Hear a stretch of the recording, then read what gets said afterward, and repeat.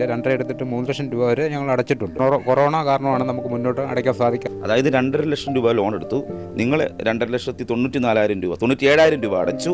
ഇനിയും എത്ര രൂപ അടയ്ക്കണം? ഇനി അവർ 4.5 എന്നാണ് പറഞ്ഞിരിക്കുന്നത്. അത് കഴിഞ്ഞുള്ള തുക നമ്മളോട് പറഞ്ഞിട്ടില്ല. 5 അംഗ കുടുംബത്തെ മഹേന്ദ്ര ഹോം ഫിനാൻസ് ഇറക്കി വിട്ടിട്ട് 2 ആഴ്ച പിന്നിടുകയാണ്. പിന്നെ കുഞ്ഞുങ്ങൾക്കാണെങ്കിലും കിടക്കാനാണെങ്കിലും ഈ വെളിയിൽ തന്നെയാണ് കിടക്കുന്നത്. സമയത്തിന് പാമ്പ് വന്നെന്നും പറഞ്ഞ് വെളി കിടന്ന് കാറി പിള്ളേർ ഇതിലോട്ട് പാമ്പ് കയറിയിട്ടുണ്ടെന്ന് പറഞ്ഞു. ഇപ്പം പോലെ നമ്മുടെ ജീവിതത്തിൽ ഒരിക്കലും അനുഭവിക്കുമെന്ന് ഓർത്തതല്ല. ഇത്രയും രൂപ തന്ന ആൾക്കാർ സഹായിക്കാമെന്ന് പറഞ്ഞിട്ട് പോലും ഇവർ ബാങ്കുകാർ കനിയുന്നില്ല. നമസ്കാരം. വായ്പാ തിരിച്ചടവ് മുടങ്ങിയതിനെ തുടർന്ന് 5 അംഗ കുടുംബത്തെ മഹേന്ദ്ര ഹോം ഫിനാൻസ് ഇറക്കി വിട്ടിട്ട് 2 ആഴ്ച പിന്നിടുകയാണ്. കുട്ടികൾ സ്കൂൾ വിട്ട് വരുമ്പോൾ യൂണിഫോം പോലും മാറ്റാൻ കഴിയാതെയാണ് വീട് വിട്ട് കുട്ടികൾക്ക് പുറത്തിറങ്ങേണ്ടി വന്നത്. കോട്ടയം ജില്ലയിലെ എരുമേലി സ്വദേശിയായ രാജേഷ് കൊളകുറ്റിയിൽ എന്നയാളാണ് ഇപ്പോൾ ദുരിതത്തിലായി മാറിയിരിക്കുന്നത്. എന്നാൽ ഇദ്ദേഹത്തിനെ സഹായിക്കുന്നതിനായി അച്ചയൻസ് ഗോൾഡ് ടോണി വർക്കിച്ചൻ ഉൾപ്പെടെ സുമനസ്സുകൾ രംഗത്ത് വന്നെങ്കിലും ബാങ്ക് കനിവ് നൽകുന്നില്ല. ബാങ്ക് ഇപ്പോഴും പറയുന്നത് 5 ലക്ഷം രൂപ അടയ്ക്കണമെന്നാണ്. ഇവർ അദാലത്തിൽ ജില്ലാ കളക്ടറുമായി ബന്ധപ്പെടുകയും ചെയ്തു. ജില്ലാ കളക്ടർ ഇത് എത്രയും വേഗം തീർപ്പാക്കണമെന്ന് നിർദ്ദേശവും നൽകിയിരുന്നു. ഈ വിഷയം ഡിവൈഎസ്പിയുടെ മുന്നിൽ എത്തിക്കുകയും ചെയ്തു. ഡിവൈഎസ്പി മഹീന്ദ്ര ഹോം ഫിനാൻസിൻ്റെ ഉദ്യോഗസ്ഥനുമായി ചർച്ച ചെയ്ത് പരിഹാരമുണ്ടാക്കാനാണ് നിർദ്ദേശിച്ചിരിക്കുന്നത്. എന്നാൽ ഇതൊന്നും ബാങ്ക് അധികൃതർ വകവെച്ചിട്ടില്ല. ഈ ഇറക്കിവിട്ട അന്ന് മുതൽ ഇപ്പോൾ ഈ വീട്ടുമുറ്റത്താണ് അവർ കഴിയുന്നത്. ഭക്ഷണം പാചകം ചെയ്യുന്നതൊക്കെ വീട്ടുമുറ്റത്താണ്. രാത്രി മാത്രം അവർ കിടക്കുന്നതിനായി ഒരു ബന്ധു വീട്ടിലേക്ക് പോകും. കാരണം കുഞ്ഞുങ്ങളൊക്കെ ഉള്ളതുകൊണ്ടാണ്. ഇപ്പോൾ രാജേഷും കുടുംബവും എനിക്കൊപ്പമുണ്ട്. ചേട്ടാ, ഇതിപ്പം ഇത്രയും ദിവസം ആയല്ലോ, നിങ്ങൾ ഇവിടെ തന്നെയാണോ നിങ്ങൾ കഴിയുന്നത്? ഞങ്ങൾ ഇവിടെ തന്നെയാണ് കഴിയുന്നത്. ഒരു 12-1 മണി വരെ ഞങ്ങളിവിടെ തങ്ങിയിട്ട് കുട്ടികളായിട്ട് ഇവിടെ കിടക്കുന്നത്. ഇപ്പോൾ എഴുജന്തുക്കളുടെ ശല്യവും കാരണം രാത്രിയിൽ ഞങ്ങൾ കുഞ്ഞുങ്ങളെ അയൽ വീട്ടിൽ കുഞ്ഞുങ്ങളെ കിടത്തേണ്ട ഒരവസ്ഥയാണ് വന്നിരിക്കുന്നത്. ഇപ്പോൾ 10-18 ദിവസമായി ഞങ്ങൾ ഈ അവസ്ഥയിലായിട്ട്. ഞങ്ങൾ പണം എടുത്തിട്ട് ഞങ്ങൾ തിരിച്ചടയ്ക്കാതിരുന്നിട്ടൊന്നുമില്ല. 2.5 എടുത്തിട്ട് 3 ലക്ഷം രൂപ വരെ ഞങ്ങൾ അടച്ചിട്ടുണ്ട്. അപ്പോൾ കൊറോണ കാരണമാണ് നമുക്ക് മുന്നോട്ട് അടയ്ക്കാൻ സാധിക്കാതെ ഇങ്ങനെ പെൻഡിങ് വന്നിരിക്കുന്നത്. ഇത് പോരാ, കഴിഞ്ഞ അദാലത്തിന് ഞങ്ങൾ കളക്ടറെ കാണുകയും നിവേദനം കൊടുക്കുകയും ചെയ്തു. കളക്ടർ പറഞ്ഞ് ഉടൻ തന്നെ അവർക്കുള്ള നടപടികൾ ചെയ്ത് കൊടുക്കണമെന്നാണ് കളക്ടർ പറഞ്ഞിരിക്കുന്നത്. ഡിവൈഎസ്പിക്ക് പറഞ്ഞ് ഓർഡർ കൊടുത്തിരിക്കുന്നത്. പക്ഷേ അത് കഴിഞ്ഞ ശേഷം ഞങ്ങളെ വിളിക്കുകയോ ഇതിനൊരു തീരുമാനം ഉണ്ടാവുകയോ ചെയ്തിട്ടില്ല. അതിപ്പോൾ എത്ര ദിവസമായി? ഇതിപ്പോൾ ഒരാഴ്ച കഴിഞ്ഞു. 1-2 ആഴ്ചയായി കഴിഞ്ഞിട്ട്. ഇപ്പോൾ ഞങ്ങളെ വിളിക്കുകയോ ബന്ധപ്പെടുകയോ ഒന്നും ചെയ്യുന്നില്ല. ബാങ്കുകാർ അടുക്കുന്നുമില്ല, അവർ ഞങ്ങളെ വിളിക്കുന്നുമില്ല. എന്താണെന്ന് നമുക്കൊരു അറിയത്തില്ല.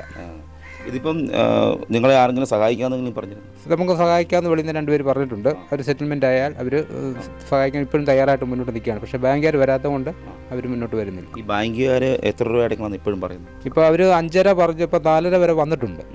4.5-4.5ക്കാണ് അവർ ഇപ്പോൾ നിൽക്കുന്നത്. അതായത് 2.5 ലക്ഷം രൂപ ലോൺ എടുത്തു, നിങ്ങൾ 2,94,000 രൂപ 97,000 രൂപ അടച്ചു. ഇനിയും എത്ര രൂപ അടയ്ക്കണം? ഇനി അവർ 4.5 എന്നാണ് പറഞ്ഞിരിക്കുന്നത്. അത് കഴിഞ്ഞുള്ള തുക നമ്മളോട് പറഞ്ഞിട്ടില്ല. ഇനിയിപ്പോൾ സെറ്റിൽമെൻറ്റ് വരുമ്പോൾ അവർ സംസാരിച്ച് ഒരു ധാരണയിലെത്താമെന്നാണ് പറഞ്ഞിരിക്കുന്നത്. പക്ഷേ ബാങ്കിൽ ഇവർ വന്നിട്ടില്ല. ലോൺ എടുത്തിട്ട് എത്ര കാലാവധിയായി? ലോൺ എടുത്തിട്ട് ഇപ്പോൾ 7 വർഷം. ഇനിയും കാലാവധി കഴിഞ്ഞിട്ടില്ല, കാലാവധി കിടക്കുവാണ്. അതിനിപ്പോഴാണ് ജപ്തി നടപടികൾ നടന്നത്. ഈ കുട്ടികളുമായിട്ട് എങ്ങനെയാണ് ഇവിടെ കഴിയാൻ പറ്റുന്നുണ്ട്? ബുദ്ധിമുട്ടാണ്. ബാത്റൂം സൗകര്യമില്ല. ബാത്റൂം എല്ലാം വീടിനകത്തായിരുന്നു. കുട്ടികൾക്കാണെങ്കിൽ ഒരു പ്രായമായ കുഞ്ഞുണ്ട്.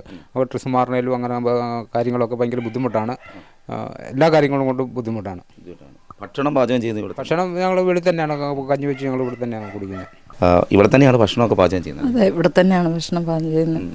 പിന്നെ വെളിയിലായതുകൊണ്ട് വളരെയധികം ബുദ്ധിമുട്ടുണ്ട്. നമുക്ക് നിലത്താണ് ഇപ്പോൾ അടുപ്പിട്ടേക്കുന്നത്. ഇരുന്ന് വേണം അത് ചെയ്യാനായിട്ട്. അതിൻ്റെ ആയിട്ടുള്ള ബുദ്ധിമുട്ടുണ്ട്. പിന്നെ കുഞ്ഞുങ്ങൾക്കാണെങ്കിലും കിടക്കാനാണെങ്കിലും ഈ വെളിയിൽ തന്നെയാണ് കിടക്കുന്നത്.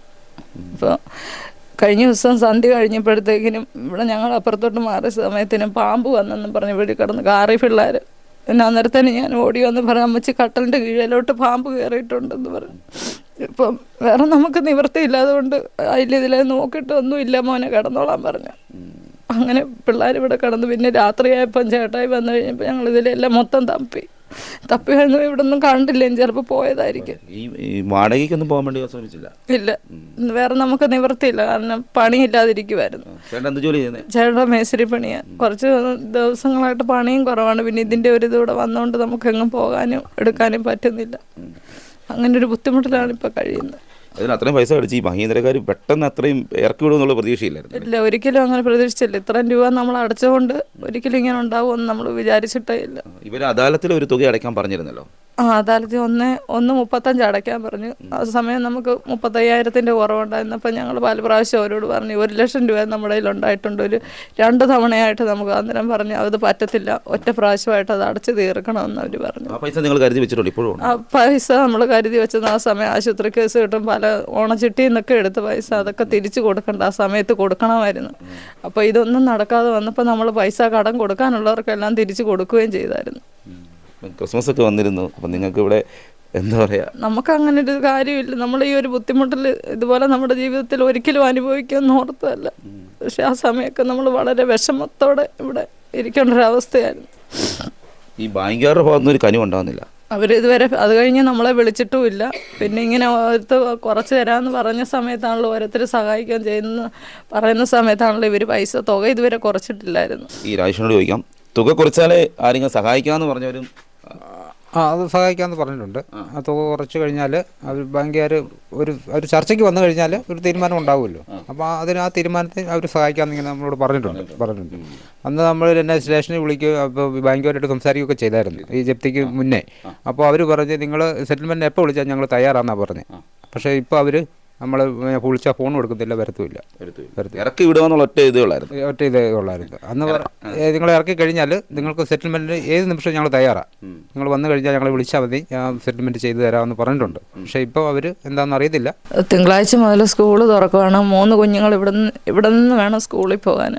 അവർക്ക് ഒരുങ്ങാനും അവർക്ക് ബാക്കിയുള്ള ബാത്റൂമിൽ പോകാനുള്ള ഒന്നും സൗകര്യങ്ങളൊന്നും ഇല്ല. പിന്നെ ഇത്രയും തുക ഇവർ പറയുന്നത് നമ്മളെ കൊണ്ട് അടയ്ക്കാൻ പറ്റുന്നുമില്ല. ഇനിയിപ്പോൾ നമ്മൾ അന്ന് അത്രയും കുറഞ്ഞു വന്നതിന് ശേഷം ഇത്രയും രൂപ തന്ന ആൾക്കാർ സഹായിക്കാമെന്ന് പറഞ്ഞിട്ട് പോലും ഇവർ ബാങ്കുകാർ കനിയുന്നില്ല. അത് കനിഞ്ഞു തരണമെന്ന് ഞങ്ങൾക്ക് പറയാനുള്ളൂ. ബാങ്കുകാർ നമുക്ക് കുറച്ചൊരു സെറ്റിൽമെൻറ്റ് വന്നു കഴിഞ്ഞാൽ സഹായിക്കാമെന്ന് പറഞ്ഞവർ അവർ മുന്നോട്ട് വന്ന് ചെയ്തു തരും. അത് തന്നെ എല്ലാവരും മുന്നോട്ട് വരുന്നില്ലെങ്കിൽ ഞങ്ങളിവിടെ തന്നെ കിടന്നോളാം. അതേ ഉള്ളൂ ഞങ്ങൾക്കൊരു ലാസ്റ്റത്തെ ഒരു ഇത്. വേറെ ഒന്നും പറയാനില്ല. ഇപ്പോഴത്തെ സാഹചര്യത്തിൽ ഈ ജോലിക്ക് പോകാൻ പറ്റുന്നില്ല. ഇങ്ങനെയുള്ള സാഹചര്യം ആയതുകൊണ്ട് നമുക്ക് ആരും വന്നു കഴിഞ്ഞാൽ അവരെ കണ്ട് സംസാരിക്കണം, മുന്നോട്ട് പോകാനുള്ള ഭയങ്കര ബുദ്ധിമുട്ട്. ഓരോ കാര്യങ്ങൾ ആൾക്കാരൊക്കെ അന്വേഷിച്ച് വരുന്നുണ്ട്. അപ്പോൾ പിള്ളേരും ഇല്ലായിരുന്നു, പിള്ളേർ തന്നെ ഉള്ളൂ. പെൺകുട്ടികളായതുകൊണ്ട് നമുക്ക് തന്നെ വിട്ടിട്ട് പോകാനും പറ്റത്തില്ല, അങ്ങോട്ടും വെളിയിലായതുകൊണ്ട്. പെരയ്ക്കകത്താണെങ്കിൽ നമുക്ക് ധൈര്യമായിട്ട് എവിടെയൊക്കെ ഇറങ്ങിപ്പോകാം. ഇത് സംബന്ധിച്ച് മുന്നോട്ട് പണിക്കും പോകാനും പറ്റുന്നില്ല. സാമ്പത്തികമായിട്ട് ആകെ ബുദ്ധിമുട്ടായിട്ട് നിൽക്കും. ഒരാൾക്ക് 7:15 ഒക്കെ ആകുമ്പോൾ പോകണം, ഒരാൾക്ക് 8 മണി കഴിയുമ്പോൾ പോകണം, ഒരാൾ 9:30 ആകുമ്പോൾ സ്കൂളിൽ പോകണം. ഇവരുടെ എല്ലാം കാര്യങ്ങൾ ഓർത്ത് നമുക്കിപ്പോൾ ബുദ്ധിമുട്ടുണ്ട്. ഇവിടുന്ന് രാവിലെ ഉള്ള പോക്കും ഭക്ഷണം ഉണ്ടാക്കി കൊടുക്കാനും എടുക്കാനും എല്ലാം വെളിയിൽ തന്നെ ആയതുകൊണ്ട് വളരെയധികം ബുദ്ധിമുട്ടി കഴിയുകയാണ്. 2ാം ക്ലാസ്സിലും 9ാം ക്ലാസ്സിലും പഠിക്കുന്ന 2 പെൺകുട്ടികൾ ഉൾപ്പെടെയുള്ള കുടുംബമാണ് ഈ വീട്ടുമുറ്റത്ത് ഭക്ഷണം പാചകം ചെയ്ത് കഴിയുന്നത്. രാജേഷിൻ്റെ കുടുംബത്തിൻ്റെ അവസ്ഥ നിസ്സഹായ അവസ്ഥയാണ്. ബാങ്കിൻ്റെ വാശിപിടുത്തം ഒന്നുകൊണ്ട് മാത്രമാണ് ഇപ്പോൾ ഇവർ ഈ വീട്ടുമുറ്റത്ത് കഴിയേണ്ടി വരുന്നത്. സുമനസ്സുകൾ സഹായിച്ചിട്ടും ബാങ്കുകൾ കനിയുന്നില്ലെന്നാണ് ഇവരുടെ പരാതി. ഇനിയും ബാങ്കിൻ്റെ കനിവ് കാത്ത് കഴിയുകയാണ് രാജേഷും കുടുംബവും. Cameraman ജിതിനൊപ്പം CR Sam, Marunadan Malayali, Kottayam.